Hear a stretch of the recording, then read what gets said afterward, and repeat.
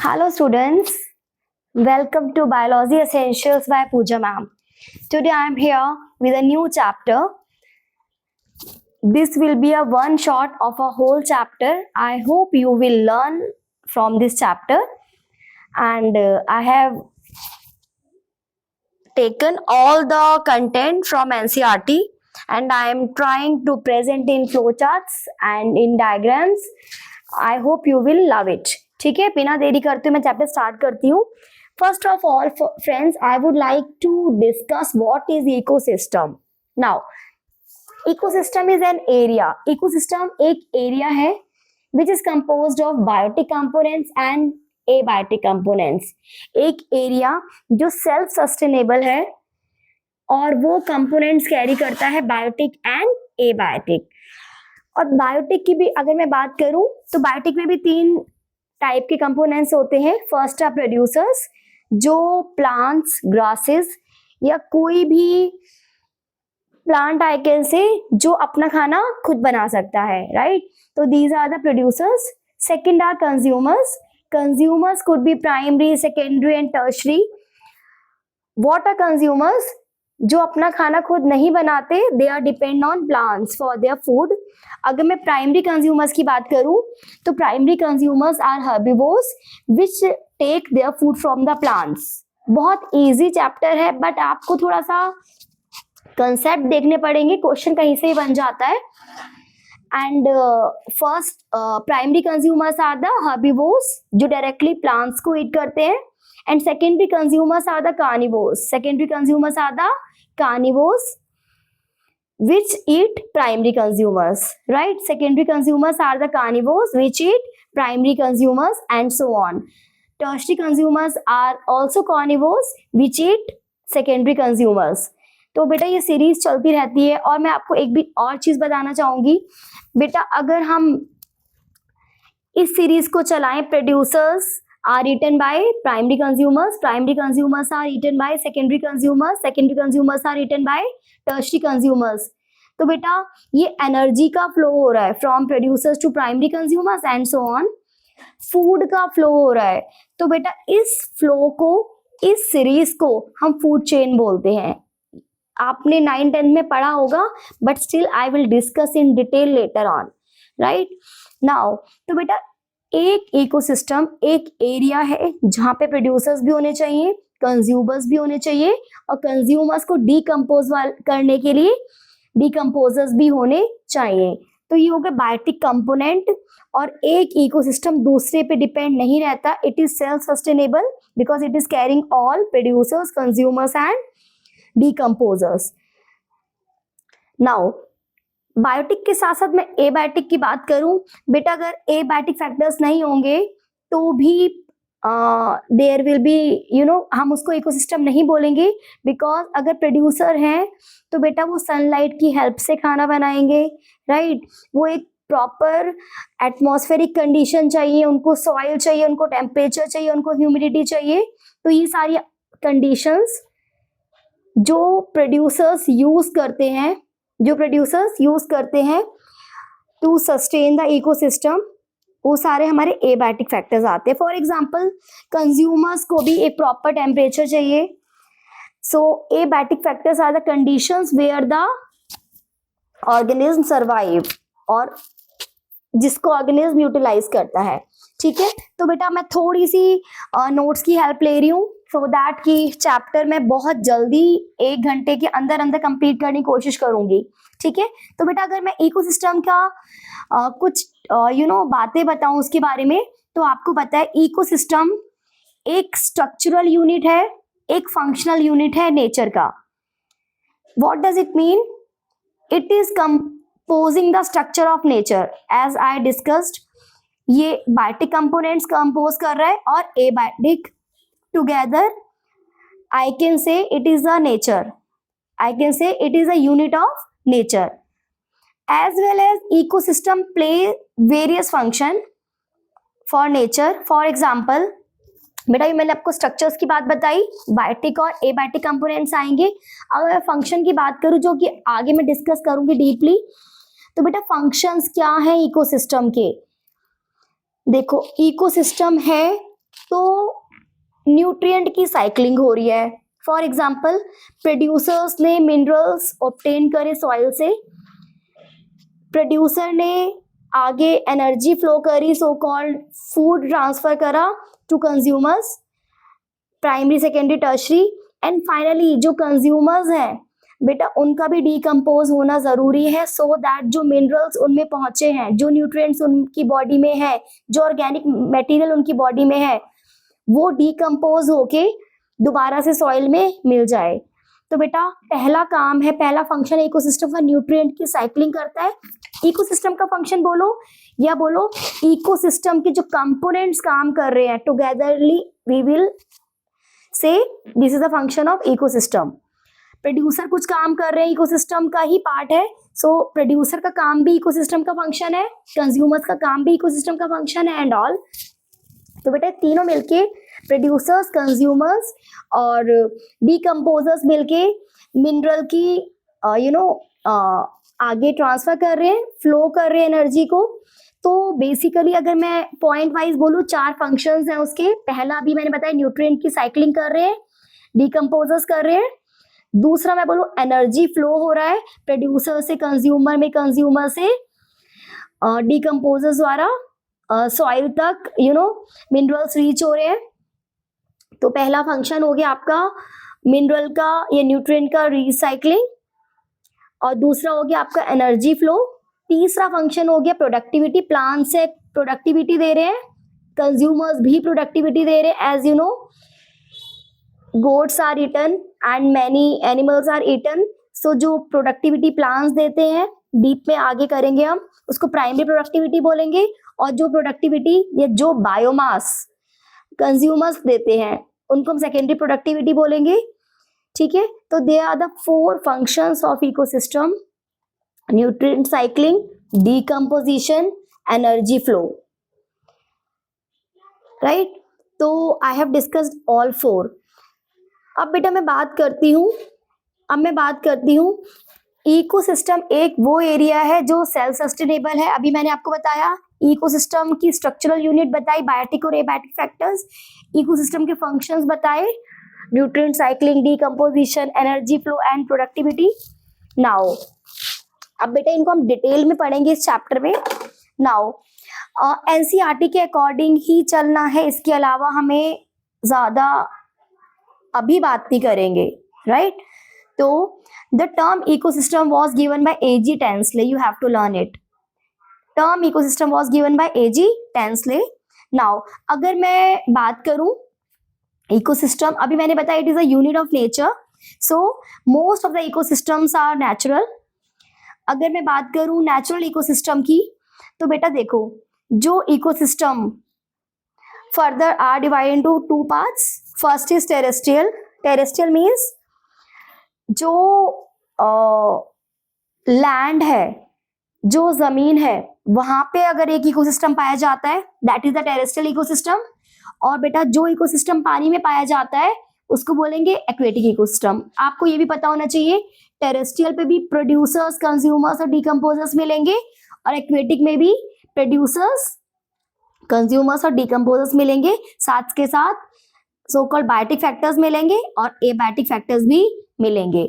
तो बेटा अगर मैं बात करूं टेरेस्ट्रियल की, तो मोस्ट कॉमनली जो हम डिस्कस करेंगे तो फॉरेस्ट है, वो अपने आप में एक इकोसिस्टम है। फॉरेस्ट में ग्रास को खाया डियर ने या गोट ने, गोट को खाया लॉयन ने। ठीक है, producers, primary consumer, secondary consumers and finally decomposers.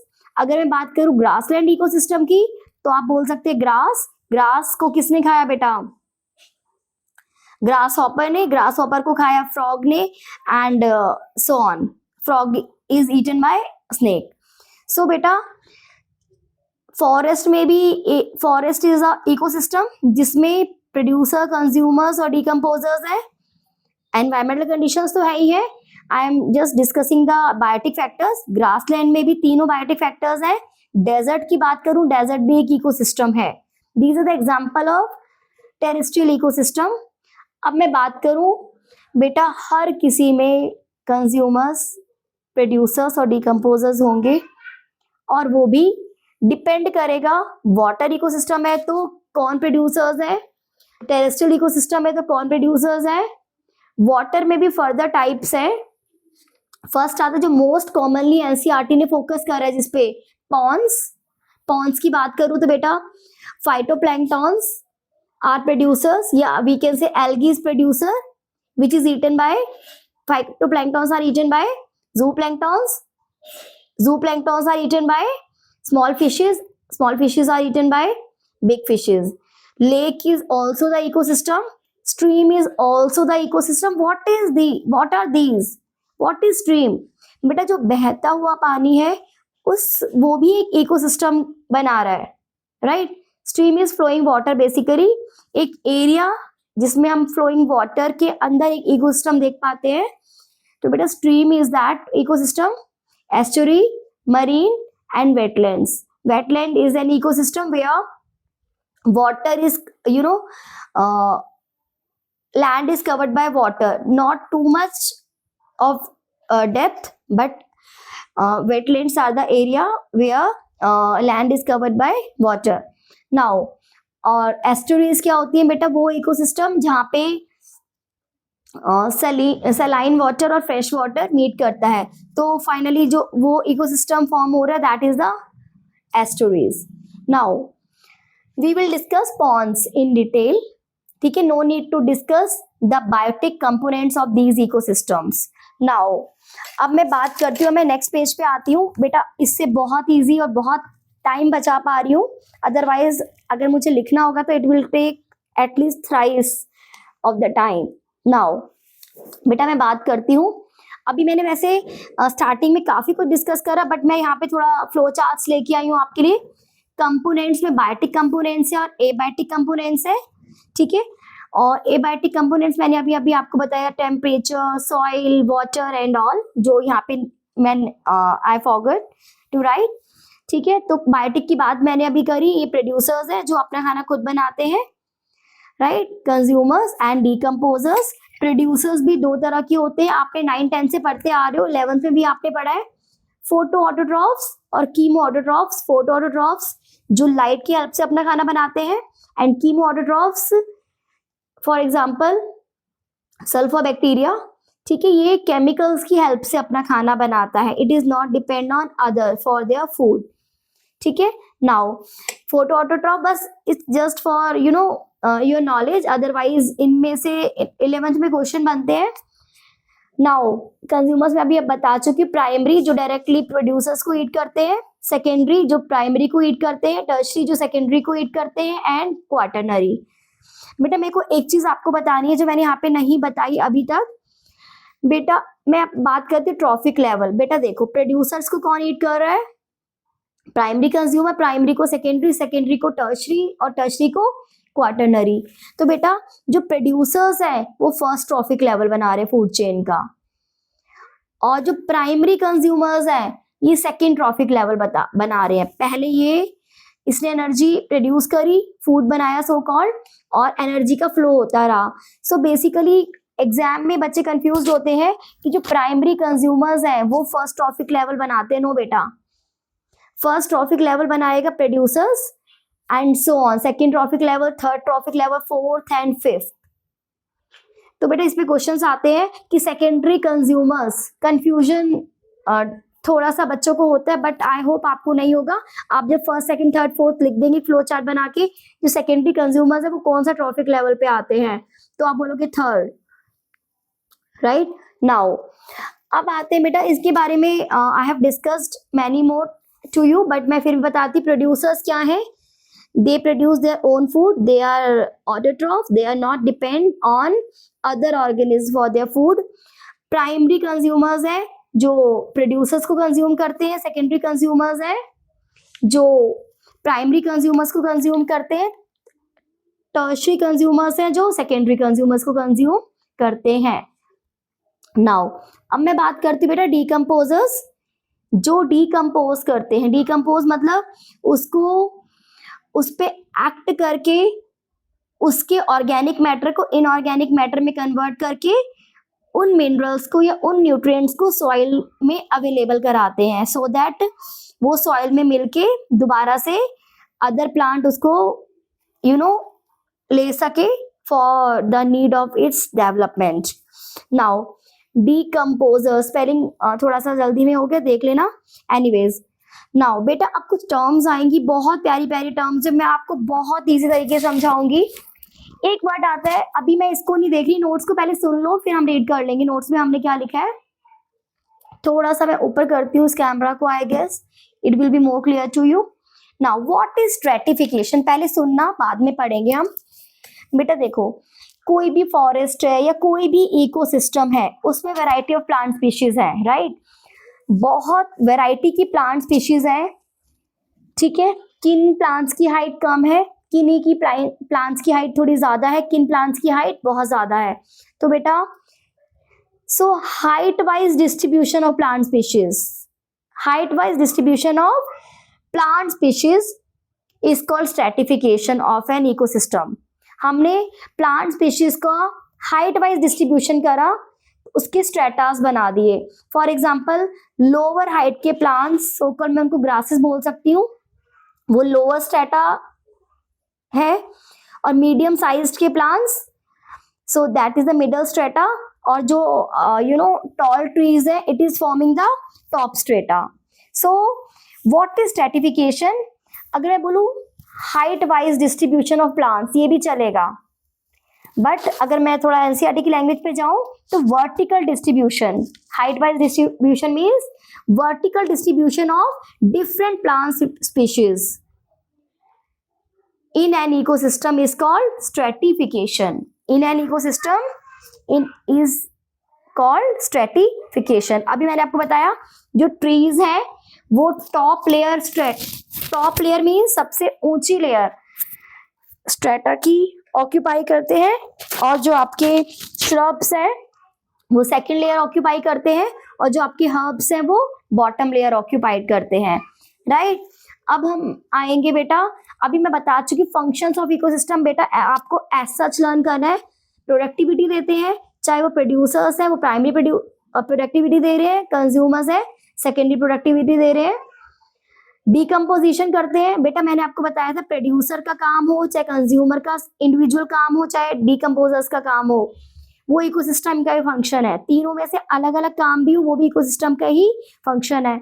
तो प्रोड्यूसर और कंज्यूमर प्रोडक्टिविटी दे रहे हैं, डिकम्पोजर्स डिकम्पोजिशन करा रहे हैं, और सारे मिलके एनर्जी का फ्लो करा रहे हैं. डिकम्पोजर्स न्यूट्रिएंट की साइक्लिंग कर रहे हैं, सो कॉल्ड डिकम्पोज करके आगे अवेलेबल करा रहे हैं सॉइल में न्यूट्रिएंट्स को, और सॉइल से प्लांट्स ले रहे हैं एंड ऑन न्यूट्रिएंट की साइक्लिंग कर रहे हैं. Biotic components of ecosystem.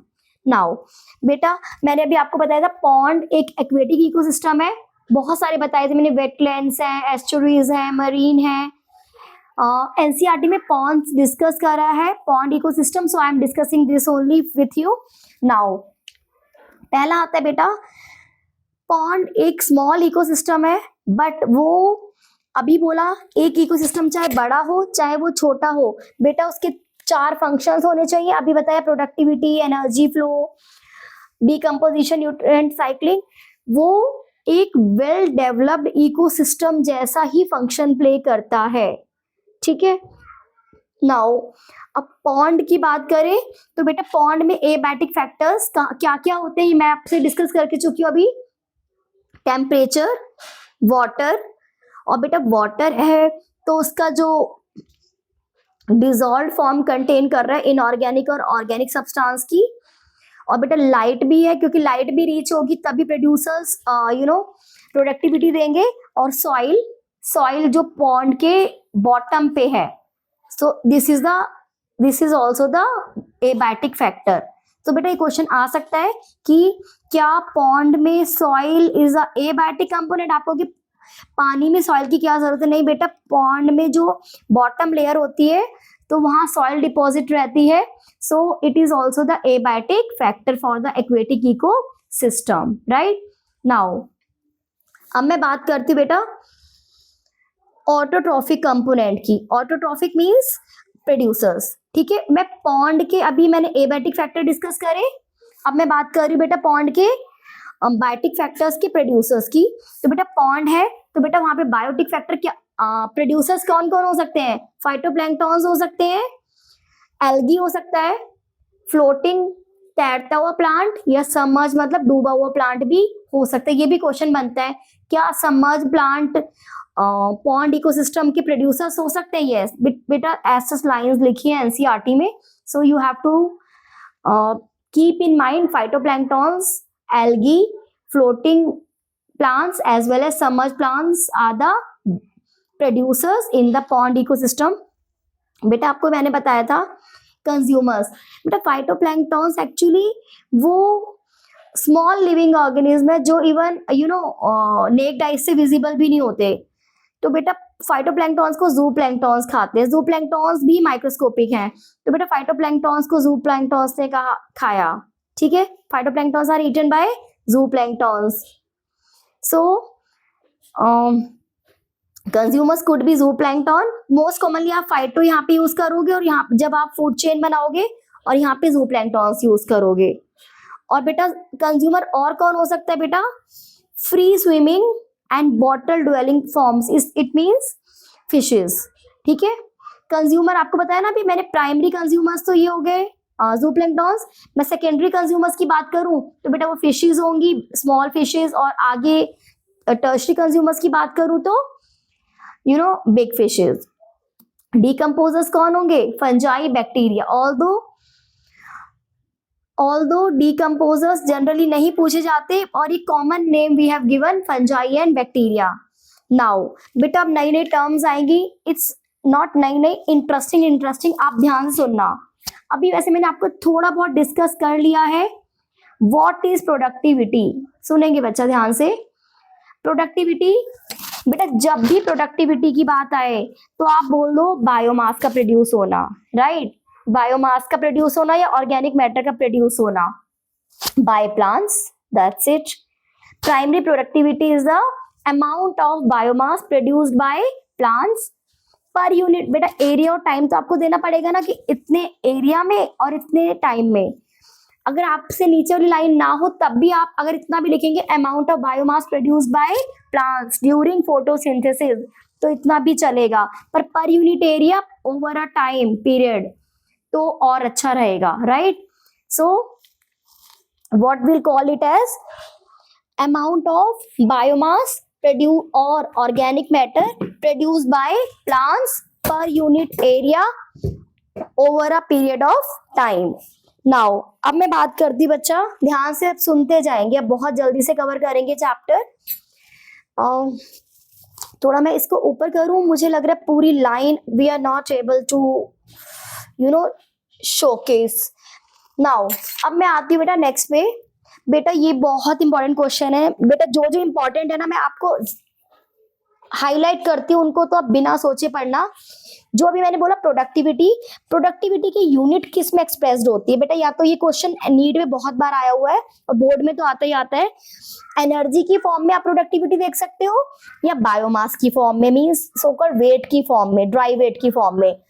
तो बेटा एनर्जी की फॉर्म में जो यूनिट होती है kilo calories per metre square per year. अभी मैंने बोला था एरिया और ईयर आपको देना पड़ता है, तो बेटा ये एरिया और ये ईयर।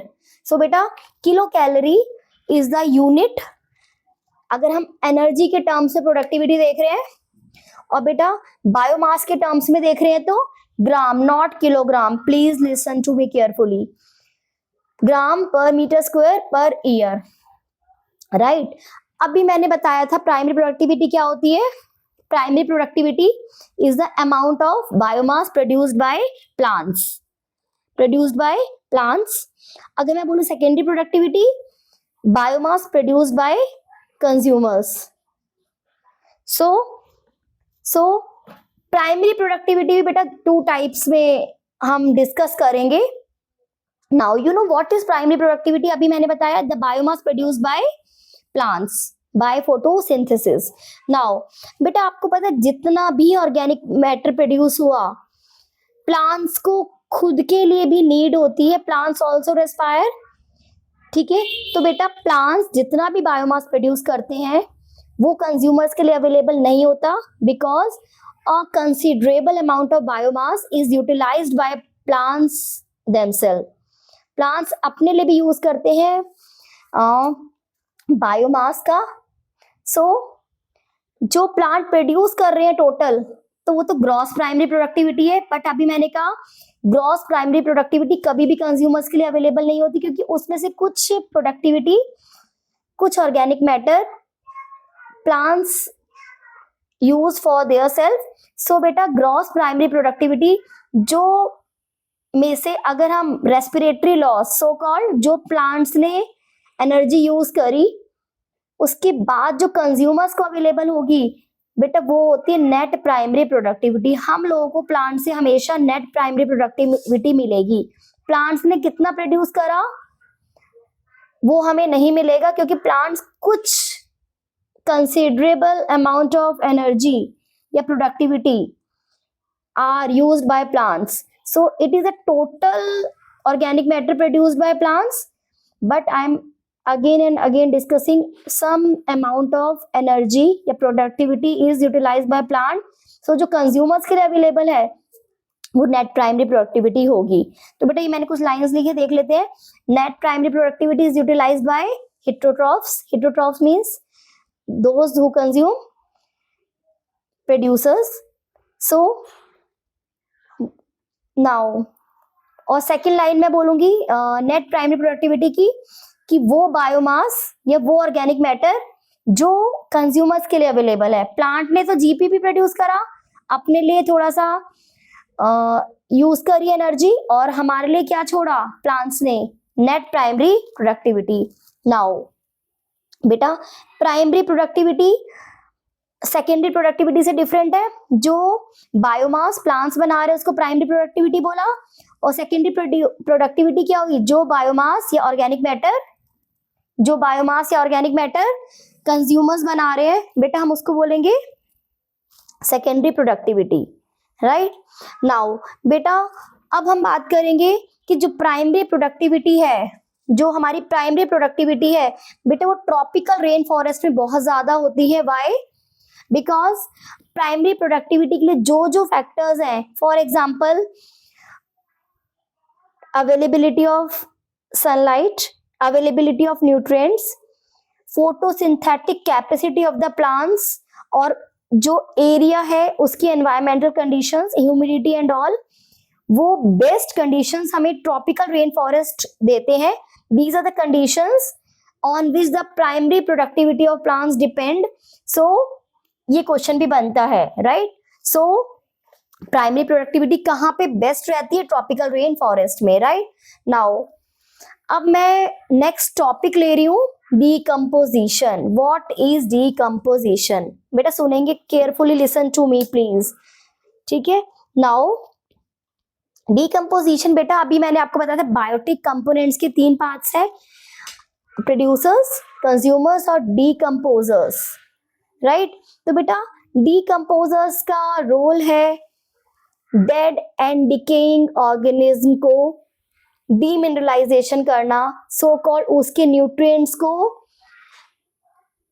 रिलीज करना सॉइल में। पहले वो ऑर्गेनिक मैटर को इनऑर्गेनिक मैटर में कन्वर्ट करते हैं। 5 स्टेप्स आर देयर, जिसमें ऑर्गेनिक मैटर इनऑर्गेनिक न्यूट्रिएंट्स में कन्वर्ट होके सॉइल में अवेलेबल हो जाता है। ठीक है तो पहले डेफिनेशन करें, process of breakdown of complex organic matter into simple inorganic matter by decomposers. By ये डीकम्पोजिशन और कोई नहीं कर सकता, only it will be done by decomposers. So friends एक और क्वेश्चन आता है बच्चा, decomposers are the organism which act on detritus. बेटा जो डेड एंड डिकेइंग पार्ट है या एनिमल है या प्लांट है बेटा, उसको डिट्रीटर्स बोलते हैं।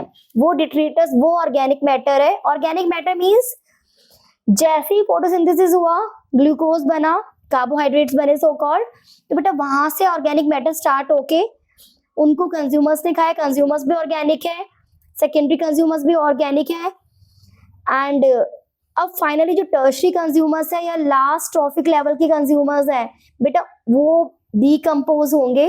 So all are organic, it should be decomposed to inorganic matter, so which will be done by decomposers. Right तो decomposers डिकम्पोजिशन करते हैं डेड और डिकेइंग प्लांट्स और एनिमल्स का। तो बेटा स्टेप्स 5 हैं बेटा, आपको सीरियल वाइज लर्न करने हैं, अदरवाइज बहुत कंफ्यूजिंग रहेगा ये, ठीक है, क्योंकि इसकी सीरीज को हम डिस्टर्ब नहीं कर सकते। Step first is fragmentation. बेटा डिट्रीटस अभी बताया, द प्लांट और एनिमल और एनी ऑर्गेनिज्म जिसका डिकम्पोजिशन होने जा रहा है, दैट पार्ट इज डिट्रीटस। तो ब्रेकडाउन ऑफ डिट्रीटस, जो कि अभी मैंने ये भी बताया था, डिट्रीटस है एक ऑर्गेनिक मैटर है into small inorganic matter is called fragmentation. आपको मैम फ्रेगमेंटेशन ने तो कर ही दिया ऑर्गेनिक को इनऑर्गेनिक में बेटा, लेकिन जो ये इनऑर्गेनिक मैटर में कन्वर्ट हुआ, still it is not available for plants. ये प्लांट्स इसको यूटिलाइज नहीं कर सकता। फ्रेगमेंटेशन के बाद हमें और स्टेप्स पे जाना होगा सो दैट जो मिनरल्स रिलीज हुए, न्यूट्रिएंट रिलीज हुए हैं, वो प्लांट्स के लिए अवेलेबल हो सके। तो बेटा सेकंड स्टेप आता है लीचिंग। ये बहुत बेटा, या तो पूरा डिकम्पोजिशन आएगा, आपको सारे स्टेप्स बताने होंगे, लेकिन बेटा लीचिंग एक ऐसा टर्म है जो एक या 2 नंबर में पूछ लिया जाता है, व्हाट इज लीचिंग। तो बेटा अभी जो इनऑर्गेनिक मैटर में ब्रेक डाउन हुआ ऑर्गेनिक मैटर का, अब बेटा वो सॉइल के हॉरिजोन में, सॉइल की नीची परत में जाएगा, उस प्रोसेस को हम लीचिंग बोलते हैं। तो बेटा मैं बोलूंगी वाटर सॉल्यूबल इनऑर्गेनिक मैटर जो यहाँ पे प्रोड्यूस हुआ था, वो वाटर सॉल्यूबल जो भी होगा वो गो डाउन, नीचे जाएगा और प्रेसिपिटेट हो जाएगा। प्रेसिपिटेट होगा, फिर अभी भी वो प्लांट के लिए यूजफुल नहीं होगा, प्लांट्स उसको अवेल नहीं कर पाएंगे। बेटा प्लांट्स लिमिटेड चीजों को अवेल करते हैं, सो अभी तक ये अनअवेलेबल सॉल्ट है प्लांट के लिए, तो बेटा इसको और प्रोसेस के लिए जाना पड़ेगा। अगला है third most important process, catabolism. बेटा ये एंजाइमेटिक प्रोसेस है। जब हमारा इनऑर्गेनिक मैटर सेकंड स्टेप में प्रेसिपिटेट हुआ, तो बेटा इस पे कुछ एंजाइम्स वर्क करेंगे। एंजाइम कौन से? बैक्टीरियल और फंगल एंजाइम्स, जो नीचे जमा हुआ प्रेसिपिटेटेड इनऑर्गेनिक मैटर है बेटा, उसको और सिंपल इनऑर्गेनिक मैटर में कन्वर्ट कर देंगे, right. It will convert the inorganic matter further into more simple inorganic matter. Now catabolism is an enzymatic process in which inorganic matter is converted into more simpler inorganic matter by bacterial and fungal enzymes. बेटा अभी भी ये as a nutrient available नहीं है plant के लिए।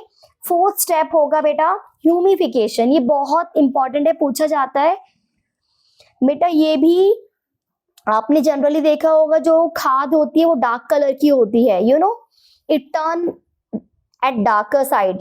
तो बेटा ह्यूमिफिकेशन का मतलब वही है कि ये स्लोअर एक्टिविटी है, ऑल्दो एक्यूमुलेशन ऑफ जो हमारे इनऑर्गेनिक मैटर है बेटा, वो धीरे धीरे डार्क कलर एमोर्फस सब्सटेंस में कन्वर्ट हो जाएंगे, जिसको हम ह्यूमस बोलते हैं। जिसको क्या बोलते हैं? ह्यूमस। ये conversion of inorganic matter into humus भी बोल सकते हो आप। Conversion of inorganic matter into dark coloured humus. और ये एमोर्फस सब्सटेंस लिखो, नहीं लिखो, ह्यूमस लिखोगे तो भी चलेगा। Conversion of inorganic matter into dark coloured humus is called humification. नाम डेफिनेशन में ही आ रहा है। और बेटा लास्ट स्टेप आएगा बच्चा मिनरलाइजेशन।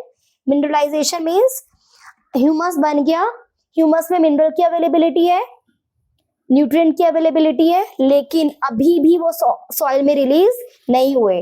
बेटा लास्ट स्टेप है मिनरलाइजेशन। जो ह्यूमस में मिनरल प्रेजेंट है वो रिलीज होंगे into the soil. Breakdown of humus, इसमें क्या रहा है बेटा, ह्यूमस का फर्दर ब्रेकडाउन हो रहा है, किससे बेटा? माइक्रोब से, to release the inorganic nutrients into the soil, right. तो बेटा you have to go through it, बहुत सिंपल है।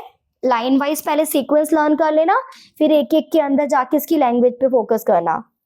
नाउ बेटा अब ये क्वेश्चन भी आता है, अगर आपका डिकम्पोजिशन 3 या 4 मार्क में आया तो you have to go with the factors also. So बेटा देखो, आपको पता है कोई हम प्लास्टिक की चीज लेंगे और उसको रख देंगे डिकम्पोज होने, वो नहीं होती decompose, you all are aware, ठीक है। हम तभी प्लास्टिक को प्रेफर नहीं करते टू यूज।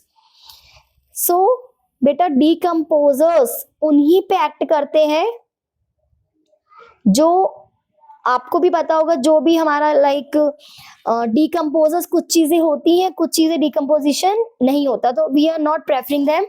सो बेटा डिट्रीटस, डिट्रीटस में जिसका डिकम्पोजिशन होना है उसका केमिकल कंपोजिशन क्या है, वो किस चीज का बना हुआ है, तो डिपेंड करेगा डिकम्पोजिशन का रेट। बेटा देखो, अगर डिट्रीटस लिग्निन या काइटिन, बेटा ये पॉलीसेक्राइड है और बेटा बहुत हार्ड पॉलीसेक्राइड है, तो बेटा इस अगर ये यूज होते हैं लिग्निन या काइटिन तो डिकम्पोजिशन बहुत स्लो होगा। सेकेंड बात आती है बेटा, अगर हमारा डिट्रीटस वो रिच है वाटर सॉल्यूबल कंपोनेंट से या नाइट्रोजन रिच कंपोनेंट से, तो बेटा ये क्वेश्चन डायरेक्टली आते हैं, if the detritus is rich in nitrogen rich compound और ये water soluble component, so decomposition will be the fast. बस स्लो किसके केस में है, लिग्निन एंड काइटिन के केस में। बेटा सेकंड बात आती है क्लाइमेटिक फैक्टर्स। आपको पता है डिकम्पोजिशन फास्ट कब होता है, जब दो कंडीशंस होती हैं, warm conditions and moist as well. तो बेटा warm and moist condition will favour the decomposition. और बेटा लो टेम्परेचर, जब विंटर्स आती है basically, so low temperature and anaerobic, बेटा ये क्वेश्चन बनता है, एनारोबिक कंडीशन फेवर नहीं करती डिकम्पोजिशन को ज्यादा, तो बेटा लो टेम्परेचर और जो एनारोबिक कंडीशंस हैं वो डिकम्पोजिशन को लो करती है, it louvers the rate of decomposition. बेटा मैं अभी बहुत जल्दी से कवर कर रही हूँ, I am trying my best to complete the video as soon as possible, ठीक है। बी पेशेंस, ठीक है, थोड़ा पेशेंस रखें और लर्न करें, ठीक है। नाउ अब आता है बेटा एनर्जी फ्लो क्या है। बेटा देखो, आपने देखा था इकोसिस्टम का फंक्शन है, अब मैं आपको बताऊंगी बेटा कि एनर्जी फ्लो कैसे हुई। आपको पता है सनलाइट से प्रोड्यूसर्स में आई, प्रोड्यूसर से प्राइमरी कंज्यूमर, प्राइमरी से सेकेंडरी एंड सो ऑन, ठीक है। सो बेटा अगर मैं बोलूं एनर्जी का अल्टीमेट सोर्स क्या है, that is the sun. Sun is only the energy source for all ecosystem except, ये एनसीईआरटी में लाइन गिवन है बेटा, डीप सी हाइड्रोथर्मल इकोसिस्टम, जो डीप सीज है वहां पे सनलाइट नहीं पहुंचती, सो वहां पे कीमोसिंथेटिक बैक्टीरियाज प्रोड्यूसर्स होते हैं, राइट। तो बेटा sun is the energy flow for most of the ecosystem except this. Now बेटा आपको ये भी पता होना चाहिए कि जो सन से रेडिएशंस आ रही है उसको हम सोलर रेडिएशंस बोलेंगे। तो बेटा जितनी भी सन से रेडिएशंस आती है, ये बेटा क्वेश्चन हर स्टेप पे क्वेश्चन बनता है, उसमें से 50% रेडिएशंस प्लांट्स के काम की होती है फोटोसिंथेसिस के लिए, 50% को प्लांट्स यूज नहीं कर सकते, यूजलेस है फॉर प्लांट्स, ठीक है। तो 50% of the solar radiations are photosynthetically active, मतलब जो फोटोसिंथेसिस कर सकती हैं, only 50%, rest 50% can not do photosynthesis.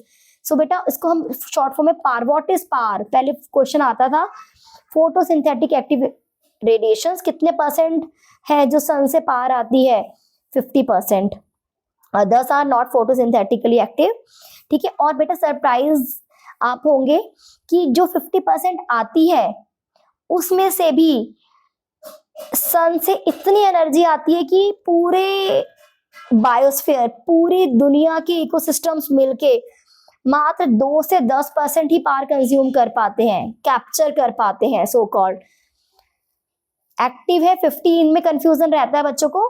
Total जो आती है उनमें 50% फोटोसिंथेसिस कर सकती हैं, 50% नहीं कर सकती, और जितनी 50% कर सकती इसका भी 2% to 10% प्लांट्स यूटिलाइज करते हैं, रेस्ट प्लांट्स यूज नहीं करते।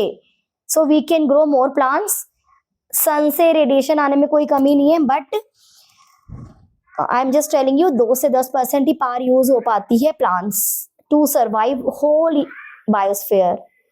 नाउ अब आता है बेटा प्लांट्स एंड फोटोसिंथेटिक बैक्टीरियाज। बेटा आपको पता है जो सन से एनर्जी आई वो रेडिएंट एनर्जी है। अब जो एनर्जी आके कार्बोहाइड्रेट्स बनाए उसको बेटा मैं केमिकल एनर्जी बोल सकती हूँ, राइट। तो बेटा प्लांट्स है वो रेडिएंट एनर्जी को किस में फिक्स करते हैं, केमिकल एनर्जी में, राइट। नाउ अब क्वेश्चन आता है बेटा एनर्जी, एक सेकेंड, एनर्जी का जो फ्लो है हमेशा यूनिडायरेक्शनल है। आगे एनर्जी का फ्लो है यूनिडायरेक्शनल है, यू ऑल नो।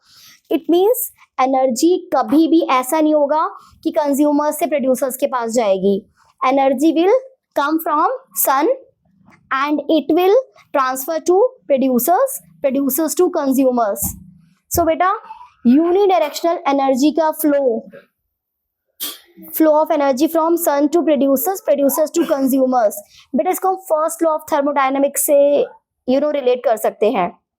नाउ अब आता है बेटा दो ही बातें आएंगी एनर्जी के टर्म्स में फ्लो में। पहले तो मैंने आपको बताया कि 50% रेडिएशन फोटो एक्टिवली रेडिएशन होती हैं और उसमें से भी 2 to 10% यूज होती है। तीसरी बात बेटा मैंने आपको बताई जो एनर्जी का फ्लो है यूनिडायरेक्शनल है, सन से प्रोड्यूसर्स, प्रोड्यूसर से कंज्यूमर।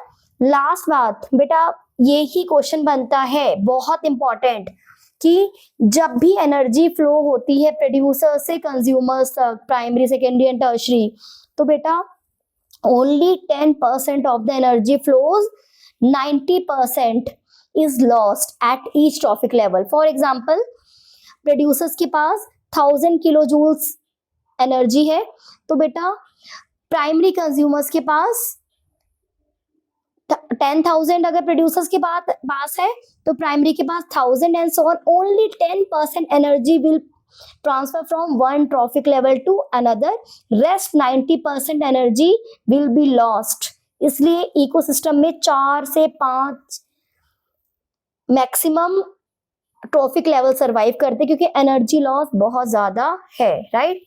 नाउ बेटा इसी को हम बोलेंगे 10% लॉ ऑफ एनर्जी ट्रांसफर, जिसको लिंडमैन ने प्रपोज करा। उन्होंने जो मैंने बात बताई है वही ये बता रहे हैं। आई मीन जो इन्होंने बताई है वो मैं डिस्कस कर चुकी हूँ, अब मैं लैंग्वेज से बता रही हूँ। Only 10% of energy is transfer from one trophic level to another, 90% energy is lost while energy flow to next trophic level. Now बेटा आप सुनेंगे एनर्जी का फ्लो हुआ एक ट्रॉफिक लेवल से दूसरे ट्रॉफिक लेवल पे, एनर्जी का फ्लो हुआ एक ट्रॉफिक लेवल से दूसरे ट्रॉफिक लेवल पे। बेटा वो ऑर्गेनिज्म की हेल्प से होगा, राइट। प्रोड्यूसर एक टाइप के ऑर्गेनिज्म होंगे, प्राइमरी कंज्यूमर्स एक टाइप के। सो बेटा एनर्जी का फ्लो प्रोड्यूसर से कंज्यूमर एंड सो ऑन। सो बेटा ये जो सीरियल अरेंजमेंट है ऑफ ऑर्गेनिज्म, सीरीज नहीं होगा, serial arrangement of organism through which energy flows into ecosystem is called food chain. ठीक है, या फूड चेन की बहुत डेफिनेशंस आती हैं कि it is the connection between the different organism for food. ठीक है, it is the transfer of energy from one trophic level to another trophic level in the form of food comprises the food chain. Now बहुत सारे organism की series through which energy flows is called food chain. ठीक है, इसने इसको ईट करा, इसने इसको ईट करा, कलेक्टिवली एनर्जी का फ्लो हुआ और फूड चेन बन गई। बेटा फूड चेन दो तरह की होती है, ये एनसीईआरटी के फेवरेट क्वेश्चंस में से आते हैं क्वेश्चंस भी। बेटा अगर फूड चेन प्रोड्यूसर से स्टार्ट हो, सो कॉल्ड प्लांट से स्टार्ट हो, फोटोसिंथेसिस से स्टार्ट हो, प्लांट्स फोटोसिंथेसिस करेंगे तो बेटा उसको हम ग्रेजिंग फूड चेन बोल देते हैं, जीएफसी।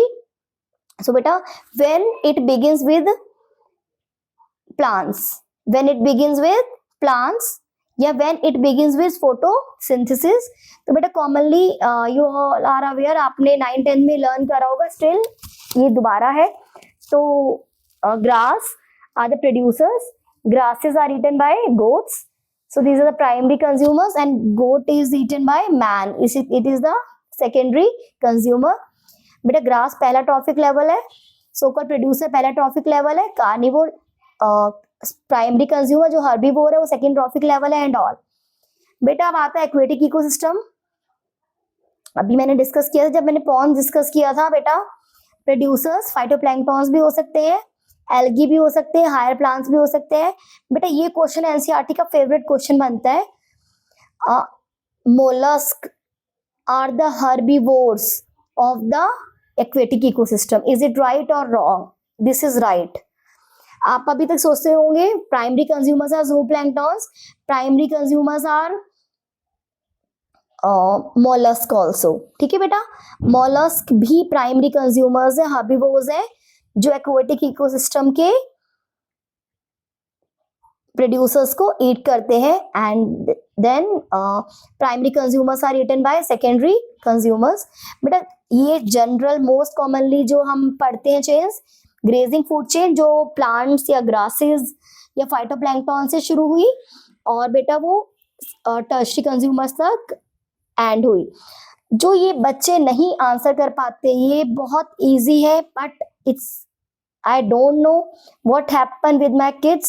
so बेटा detritus food chain, जो detritus से act start हुई, it begins with the detritus। detritus means वो organic matter which will be decomposed। detritus पे decomposers लगे and decomposers को आगे किसी ने eat करा, so the food chain begin with detritus is called detritus food chain, right? now बेटा बस मैं आप 10 मिनट्स मैक्सिमम लूंगी। अब आते बेटा इकोलॉजिकल पिरामिड्स। बेटा बहुत इजी है, इतना आपको कंसेप्ट हो गया ना, तो ये बहुत जल्दी मैं क्लियर करूंगी, बेस आपका बन चुका है। बेटा पिरामिड्स क्या है? पिरामिड बेटा, pyramid is a graphical representation of food chain. Simple सी बात कि फूड चेन है, आपको ये पता है कि प्रोड्यूसर्स को कंज्यूमर्स ईट कर रहे हैं एंड सो ऑन, लेकिन आपको ये नहीं पता कि कितने नंबर है प्रोड्यूसर के, कितने नंबर है कंज्यूमर के, या आपको ये नहीं पता कितनी एनर्जी थी प्रोड्यूसर में, कितनी एनर्जी है कंज्यूमर्स में, ये कितना बायोमास था प्रोड्यूसर का, कितना बायोमास है कंज्यूमर का। तो बेटा जो पिरामिड्स है वो फूड चेन की थोड़ी डेवलप्ड फॉर्म है, जो बेटा 3 चीजें बताएंगे। अभी तो फूड चेन में तो आपने ये देखा, it is eaten by you know this and it is eaten by that. अब आपको मैं बताऊंगी बेटा, इकोलॉजिकल पिरामिड की वजह से आप बता पाएंगे कि जो प्रोड्यूसर्स है बेटा, 3 तरह की इकोलॉजिकल पिरामिड्स होंगे। पिरामिड्स ऑफ बायोमास, अगर हम बायोमास के टर्म्स में बात करें कि प्रोड्यूसर का इतना बायोमास है, कंज्यूमर्स का इतना बायोमास है। अगर मैं नंबर के टर्म्स में बात करूं प्रोड्यूसर और कंज्यूमर्स की, तो बेटा वो पिरामिड ऑफ नंबर हो जाएगा। अगर मैं प्रोड्यूसर और कंज्यूमर्स की एनर्जी के टर्म्स से बात करूं, तो बेटा वो पिरामिड ऑफ एनर्जी हो जाएंगे, ठीक है। जो इकोसिस्टम है वो भी सेम रहेगा, ट्रॉफिक लेवल भी सेम रहेंगे, ट्रॉफिक लेवल के मेंबर्स भी सेम रहेंगे, बट हम बात किसके टर्म्स में कर रहे हैं? नंबर के टर्म्स में कर रहे हैं, बायोमास के टर्म्स में कर रहे हैं, या एनर्जी के टर्म्स में कर रहे हैं। तो बेटा इसलिए 3 टाइप के पिरामिड बन सकते हैं हर फूड चेन के, कि बायोमास कम हुआ या ज्यादा हुआ at each trophic level, number कम हुआ या ज्यादा हुआ at each trophic level, energy कम हुई या ज्यादा हुई एट ईच ट्रॉफिक लेवल, ठीक है बेटा।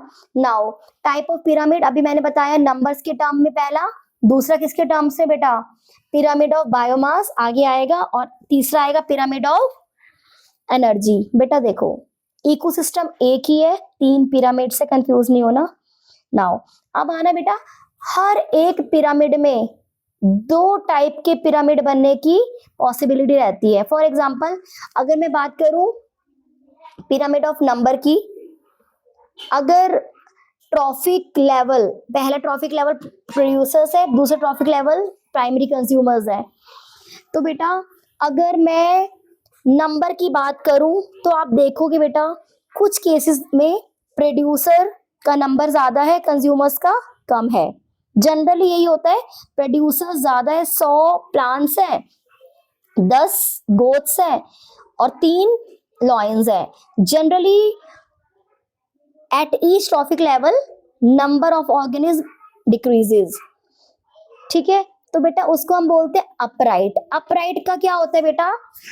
Upright means, let me discuss with this diagram. Upright means जो आपके प्रोड्यूसर्स है वो ज्यादा है, मीन्स जो इसका बेस है वो ब्रॉड होगा because it is showcasing more number, और जो प्राइमरी कंज्यूमर्स है कम हुए तो it is representing the lower part, और सेकेंडरी कंज्यूमर्स है वो और कम हुए, टर्शरी कंज्यूमर्स और कम हो गए। बेटा इसको हम अपराइट पिरामिड बोलते हैं। Basically we draw it like this, we draw it like this. ये बेटा अलग अलग ट्रॉफिक लेवल है। ये पहला producers, primary consumer, secondary consumer, tertiary. तो अपराइट है क्योंकि नंबर क्या हो रहा है बेटा? कम। नंबर क्या हो रहा है? कम। जैसे जैसे हम ऊपर जा रहे हैं, फॉर एग्जांपल पहले पे नंबर 1000 था, 1000 पौधे थे, 1000 पौधों को खाने वाले 150 गोट्स एंड सो ऑन। तो बेटा पिरामिड ऑफ नंबर भी 2 तरीके के हो सकते हैं, अपराइट एंड इन्वर्टेड। आपको कि मैम अभी तो आपने अपराइट ही बोला, लेकिन बेटा जनरली अपराइट होता है जहां पे नंबर ऑफ ऑर्गेनिज्म कम होते हैं, बट कुछ रेयर केसेस हैं, एक्सेप्शनल केसेस है जहां पे इन्वर्टेड। इन्वर्टेड का मतलब बेटा क्या होता है सुनेंगे। I am drawing the diagram. Inverted का मतलब है बेटा, देखो प्रोड्यूसर आप नीचे से ही शुरू करोगे, कभी प्रोड्यूसर आप ऊपर नहीं लेके जाओगे। अपराइट का मतलब था प्रोड्यूसर ज्यादा, प्राइमरी कंज्यूमर उससे कम, सेकेंडरी कंज्यूमर उससे कम एंड टॉप कंज्यूमर उससे। लेकिन बेटा इन्वर्टेड का मतलब एज द नेम सजेस्ट, उल्टा। ठीक है, तो बेटा इसमें क्या प्रोड्यूसर्स कम है, कंज्यूमर्स, प्राइमरी कंज्यूमर्स और ज्यादा, सेकेंडरी कंज्यूमर्स और ज्यादा, टर्शरी कंज्यूमर्स और ज्यादा। आपको कि मैम ऐसा कैसे हो सकता है? 10 पौधे, 100 बकरियां, 1000 शेरे, तो पॉसिबल ही नहीं है। लेकिन बेटा कुछ इकोसिस्टम्स हैं, आपको नेम लर्न करना पड़ेगा। बेटा पहला इकोसिस्टम है आपका पैरासिटिक फूड चेन। अगर मैं इकोसिस्टम भी ना बोलूं, I will use the word parasitic food chain. तो बेटा देखो मैं आपको बताती हूँ कैसे। पैरासिटिक के जो प्रोड्यूसर्स हैं, पैरासाइट्स क्या होते हैं? These are the organism which lives on to या in the body of an organism. किसी की बॉडी में कोई जीव रह रहा है या बॉडी के ऊपर रह रहा है, उसको हम पैरासाइट बोलेंगे। तो बेटा देखो ट्री है, ट्री पे बहुत सारे ट्री इज अ प्रोड्यूसर।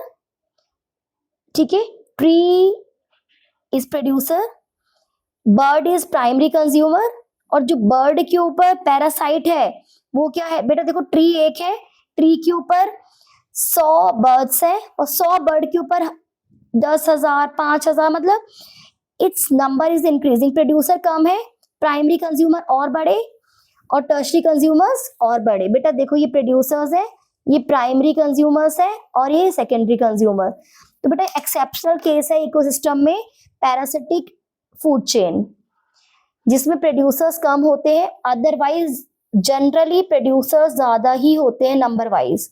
और दूसरा एक्सेप्शन आता है बेटा वो इकोसिस्टम विच इज ये एनसीईआरटी में डायरेक्टली गिवन है words, but I am trying to explain them कि what is the reason behind that.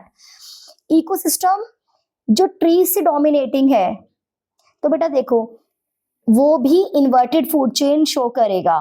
ठीक है, इन्वर्टेड इसको स्पिंडल शेप भी बोल देते हैं। इस वाले केस में एक ट्री पे बहुत सारे इंसेक्ट डिपेंड है, इंसेक्ट को ईट करने वाले बहुत सारे बर्ड्स और बहुत सारे बर्ड्स को ईट करने वाले लार्ज बर्ड्स। सोचो इनका number is just increasing, but इसको स्पिंडल इसलिए बोला, एक लेवल पे इंक्रीज हुआ फिर से वो डिक्रीज होने लगा। Anyways you just learn both are inverted. इसको आप इन्वर्टेड बोल सकते हो, इसको आप स्पिंडल बोल सकते हो। नाउ अब हमने क्या वाइंड अप करा? पिरामिड किसी भी फूड चेन की ग्राफिकल रिप्रेजेंटेशन है इन टर्म्स ऑफ नंबर, एक ही चीज को हम एक टाइम पे रिलेट करेंगे, और इन टर्म्स ऑफ बायोमास और इन टर्म्स ऑफ एनर्जी मैंने आपको नंबर बताया, और नंबर में मैंने बताया मोस्ट ऑफ द पिरामिड का जो शेप होता है नंबर के केस में वो अपराइट होता है, क्योंकि हर ट्रॉफिक लेवल पे नंबर कम होता है। बट दो ऐसे केसेस है जहां पे पिरामिड इन्वर्टेड है, जहां पे नंबर ज्यादा बढ़ रहा है। अब आते हैं बेटा पिरामिड ऑफ बायोमास। बेटा बायोमास को हम ड्राई वेट के टर्म्स में मेजर करते हैं, ठीक है। तो बेटा आपको बस ये बहुत इंपॉर्टेंट क्वेश्चन है, बस एक बात सुन लो, just listen to me carefully. अगर बेटा टेरेस्ट्रियल इकोसिस्टम है, terrestrial means land ecosystem, forest है, डेजर्ट है, या ग्रासलैंड है, तो बेटा आपको पता है बेटा ड्राई वेट अगर देखा जाए प्रोड्यूसर्स का ज्यादा है, प्राइमरी बेटा इंडिविजुअल का नहीं है कि एक प्रोड्यूसर, जितने ज्यादा पॉपुलेशन होगा टोटल सम ऑफ वेट उनका ज्यादा ही होगा। आई मीन टू से प्रोड्यूसर का ड्राई वेट ज्यादा निकला, प्राइमरी कंज्यूमर्स कम है तो वेट भी ऑब्वियसली टोटल करके उनका काम होगा।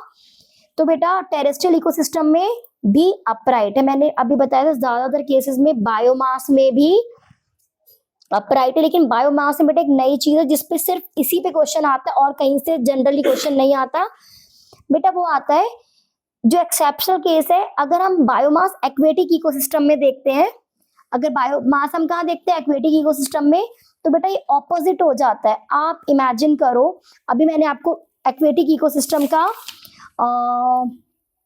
फूड चेन बताई थी, अभी मैंने आपको बताया था बेटा फाइटोप्लैंक्टॉन्स, मैंने बताया था बेटा फाइटोप्लैंक्टॉन्स को कौन ईट कर रहा है, ज़ूप्लैंक्टॉन्स, ठीक है। और ज़ूप्लैंक्टॉन्स को कौन ईट कर रहा है बेटा, स्मॉल फिशेस, ठीक है। और स्मॉल को कौन कर रहा है बेटा, बिग फिशेस। आप इमेजिन करो कि फाइटोप्लैंक्टॉन्स, चाहे नंबर के टर्म्स में बात करूं, ऑब्वियसली फाइटोप्लैंक्टॉन्स बहुत ज्यादा है, for example 10,000, I am just imagine the number, ठीक है। और ज़ूप्लैंक्टॉन्स कितने हो गए, फॉर एग्जांपल 1000, स्मॉल फिशेस कितनी रह गई 500, बिग फिशेस कितनी रह गई 50।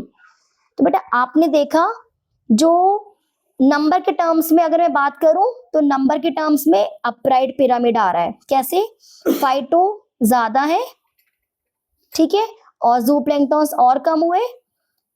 नंबर के टर्म्स में क्या आ रहा है बेटा, सिंपल जो हम डिस्कस करते थे। लेकिन बेटा अगर बायोमास के टर्म्स से बात करूं, यहाँ पे काफी अच्छी चेंज देखने को मिलता है। बेटा देखो फाइटोप्लैंक्टॉन्स चाहे कितने भी हो, 10 लाख कितने भी हो, अगर उनका ड्राई वेट निकालोगे ना बेटा बहुत कम आएगा, as compare to single large fish है ना, as compare to that.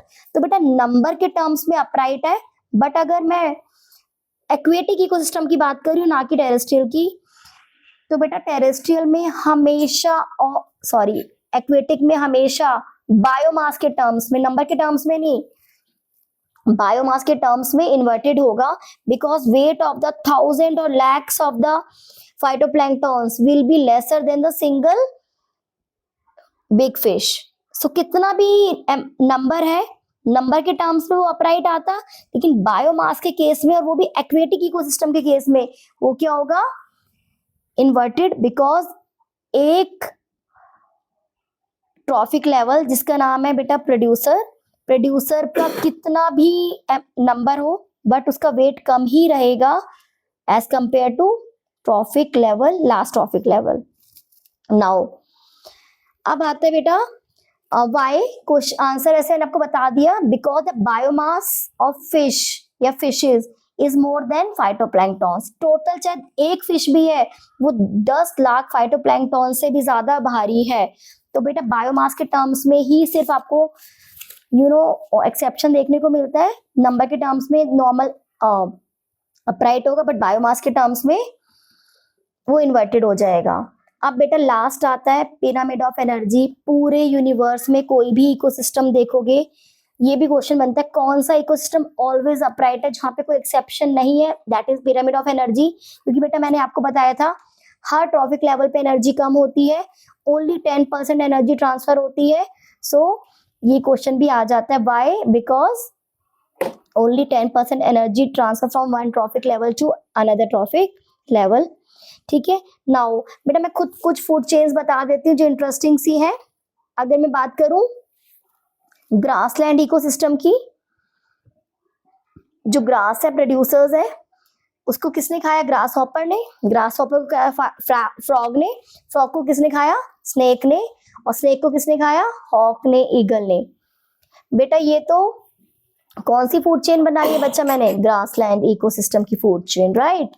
Now अब बात करूं मैं फॉरेस्ट इकोसिस्टम की, तो बेटा आपको ये फूड चेन देखने को मिलेगी. इसमें बहुत सारे ट्रॉफिक लेवल है, कोई नहीं आप खुद भी बना सकते हो ट्रॉफिक लेवल्स. ठीक है. ग्रास, डियर या गोट भी लिख सकते थे, टाइगर. अगर मैं एक और फूड चेन लूं, ग्रास, फॉरेस्ट इकोसिस्टम का, बेटा ग्रासलैंड में आप टाइगर तो नहीं डाल सकते ना, तो आपको समझ आ जाएगा फॉरेस्ट का या ग्रासलैंड का है. ग्रास, रैबिट, फॉक्स और टाइगर. ग्रास को ये भी क्वेश्चन आ सकता है, ये फॉक्स है, वो गिवन फूड चेन में कौन सा ट्रॉफिक लेवल पे है? So you will say third trophic level, right.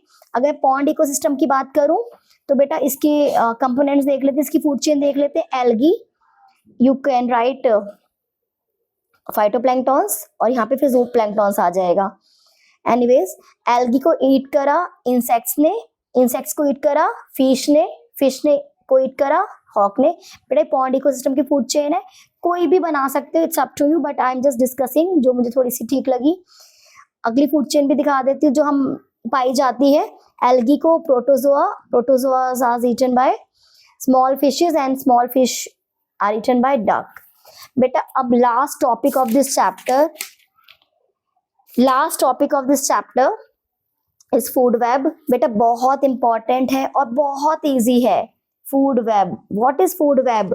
बेटा आपको भी पता होना चाहिए, नेचर में खाली food chain, single food chain इतना सिंपल नेचर नहीं है कि रैबिट को फॉक्स के मैं ही तुझे खाऊंगा. Rabbit can be eaten by tiger, rabbit can be eaten by any other carnivore. So बेटा एक्चुअल में जो इकोसिस्टम्स है वो इंटरकनेक्शन होता है बहुत सारी फूड चेन्स का. सिंपल सी भाषा, what is food web? It is the interconnection of number of food chains.